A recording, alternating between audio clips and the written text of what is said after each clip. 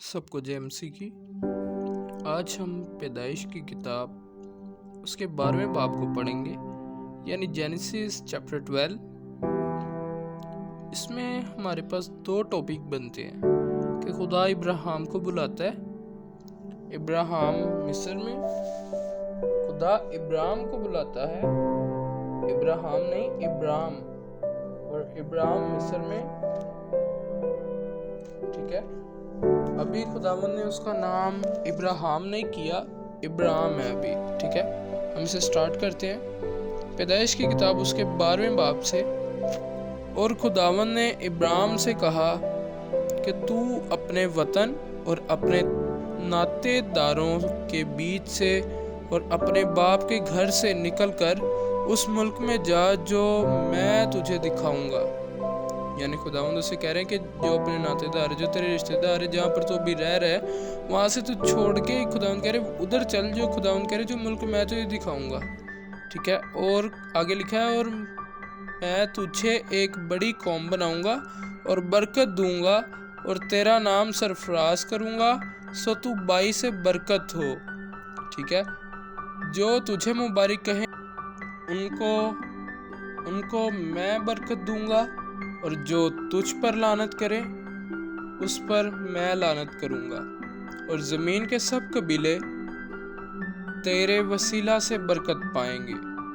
सो इब्राहिम खुदावंद के कहने के मुताबिक चल पड़ा, ठीक है। जैसा खुदावंद ने अब इब्राहिम को बोला, इब्राहिम चल पड़ा और लूत उसके साथ गया, ठीक है। और इब्राहिम 75 बरस का था जब वो हारान से रवाना हुआ। उस टाइम उसकी उम्र 75 बरस थी जब वो हारान से, वहाँ से जहाँ पर वो रहता था वहाँ से रवाना हुआ।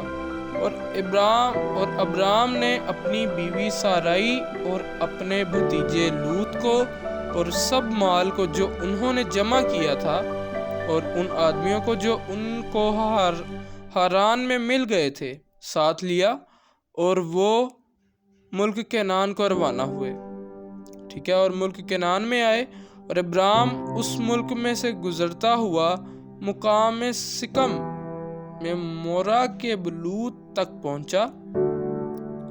उस वक़्त मुल्क में केनानी रहते थे। तब खुदावंद ने इब्राहिम को दिखाई देकर कहा कि यही मुल्क मैं तेरी नस्ल को दूंगा।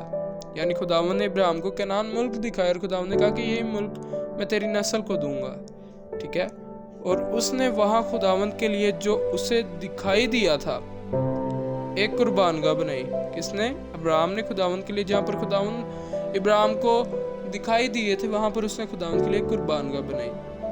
और वहां से कोच करके उस पहाड़ की तरफ गया जो बैतलील के मशरिक में है, और अपना डेरा ऐसे लगाया कि बैतलील मगरिब में और आई मशरिक में पड़ा। और वहाँ उसने खुदावंद के लिए एक कुर्बानगाह बनाई और खुदावंद से दुआ की। और इब्राहिम सफ़र करता करता जनूब की तरफ बढ़ गया और उस मुल्क में काल पड़ा, और इब्राहिम मिस्र को गया। यानी वहाँ पर काल पड़ा था और इब्राहिम मिस्र को चला गया कि वहाँ टिका रहे, क्योंकि मुल्क में सख्त काल था, केनान में काल पड़ गया। और ऐसा हुआ कि जब वो मिस्र में दाखिल होने को था, उसने अपनी बीवी साराई से कहा कि देख, मैं जानता हूँ कि तू देखने में खूबसूरत औरत है। अब इब्राहिम अपनी बीवी से बातचीत कर रहा है, कह रहा है कि देख, मैं जानता हूँ कि तू देखने में खूबसूरत औरत है, और यूं होगा कि मिस्री तुझे देखकर कहेंगे कि ये उसकी बीवी है, सो वो मुझे तो मार डालेंगे मगर तुझे जिंदा रख लेंगे। सो तू कह देना कि मैं इसकी बहन हूँ, ठीक है, ताकि तेरे सबब से मेरी खैर हो। ये इब्राहिम से कह रहे कि तू अपनी बीवी से कह रहे कि तू उन्हें कह देना मिस्रियों को कि मैं इसकी बहन हूँ, ताकि कह रहे तेरी वजह से मेरी खैर हो, वरना अगर उन्हें पता लग गया कि तू मेरी बीवी है तो वो मुझे मार डालेंगे। इब्राहिम कह रहे, ठीक है। आगे लिखा है 13 आयत में, सो तू ये कह देना कि मैं उसकी बहन हूँ, ताकि तेरे सबब से, कह रहा, मेरी खैर हो और मेरी जान तेरी बदौलत बची रहे। और यूं हुआ कि जब इब्राहिम मिस्र में आया तो मिस्रियों ने उस औरत को देखा कि वो निहायत खूबसूरत है। उस औरत को किसे? साराई को। اور فرعون کے امرا، اب جو فرعون کے امرا تھے، فرعون کے امرا نے اسے دیکھ کر فرعون کے حضور میں اس کی تعریف کی، یعنی اس کی تعریف کی ہوگی انہوں نے فرعون کے حضور کے، وہ بڑی خوبصورت ہے وہ لڑکی، وہ عورت جو آئی ہے، ٹھیک ہے. اور وہ عورت فرعون کے گھر میں پہنچائی گئی، یعنی سارائی فرعون کے گھر میں پہنچائی گئی، اور اس نے اس کی خاطر ابرام پر احسان کیا، اور بھیڑ بکریاں اور گائے بیل اور گدھے اور غلام اور لونڈیاں اور گدھیاں اور اونٹ اس کے پاس ہو گئے. یعنی اس نے اپنی دھن دولت میں سے فرعون نے کچھ حصہ ابراہم کو دے دیا. پر خداوند نے فرعون اور اس کے خاندان پر ابراہم کی بیوی سارائی کے سبب سے بڑی بڑی بلائیں نازل کی. لیکن خداوند نے کیا کیا، جو سارائی ابراہم کی بیوی سارائی جب فرعون کے گھر چلی گئی ہے تو خداوند کو یہ بات اچھی نہیں لگی، اور خداوند نے ان کے اوپر فرعون کی فیملی پر، فرعون کے گھرانے پر، خاندان پر بڑی بڑی بلائیں نازل کی. تب فرعون نے ابراہم کو بلا کر اس سے کہا، تو نے مجھ سے یہ کیا کیا؟ تو نے مجھے کیوں نہ بتایا کہ یہ تیری بیوی ہے؟ ٹھیک ہے، یہ فرعون کہہ رہا ہے ابراہم کو، تو نے یہ کیوں کہا کہ وہ میری بہن ہے؟ کہہ رہا ہے اسی لیے میں نے اسے لیا کہ وہ میری بیوی بنے. اب جو فرعون تھا وہ اس سے شادی کرنے لگا تھا، اسے اپنی بیوی بنانے لگا تھا. ٹھیک ہے، اور فرعون نے اپنی دھن دولت میں سے کچھ دھن دولت اس نے ابراہم کو دے دی، اور خداوند کو یہ بات اچھی نہیں لگی، اور خداوند نے اس کے خاندان پر، فرعون کے خاندان پر بہت سی بلائیں نازل کی. ٹھیک ہے، اور اسے پتہ لگ گیا فرعون کو کہ وہ ابراہم کی بیوی ہے. اب وہ آگے اس سے کہہ رہے کہ تو نے میرے ساتھ یہ کیا، تو نے مجھے یہ کیوں نہیں بتایا کہ وہ میری بیوی ہے؟ کہہ رہا تو نے مجھے یہ کیوں بتایا ہے کہ وہ میری بہن ہے؟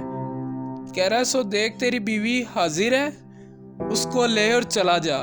یہ فرعون ابراہم کو کہہ رہا ہے، اور فرعون نے اس کے حق میں اپنے آدمیوں کو ہدایت کی، اور انہوں نے اسے اور اس کی بیوی کو اس کے سب مال کے ساتھ روانہ کر دیا.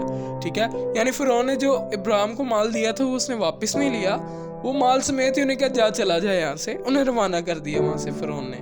ٹھیک ہے، پاک کلام کے پڑھے اور سنے جانے پر خداوند کی خاص برکت ہو، خداوند کا شکر ہو، آمین. اچھا، آج کے پاک کلام میں ہم نے پڑھا چیپٹر 12 میں کہ کیسے خداوند ابراہم کو چنتے، کیسے ابراہم کو خداوند اس کی فیملی سے علیحدہ کرتے ہیں.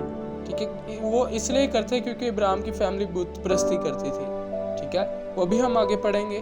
اور اس خاص مقصد یہ نہیں کہ وہ بت پرستی کرتی تھی، لیکن ایک بہت بڑا مقصد، اگر ہم آگے کی شریعت میں پڑھیں، اسوی شریعت میں جب ہم آگے بڑھیں گے تو ہم دیکھیں گے ایک بہت بڑا مقصد یہ ہے کہ ہم نے اسی چیپٹر میں بھی پڑھا کہ خداوند ابراہم کو کنعان ملک میں لے جاتے ہیں، اور خداوند وہاں پر اسے دکھائی دے کر کہتے ہیں کہ یہ ملک میں تیری نسل کو دوں گا، خداوند کہتے ہیں. ٹھیک ہے، تو یہاں سے ہم سمجھ سکتے ہیں کہ ایک بہت بڑا مقصد خداوند کا یہی ہے کہ خداوند نے پہلے سے سوچ رکھا تھا.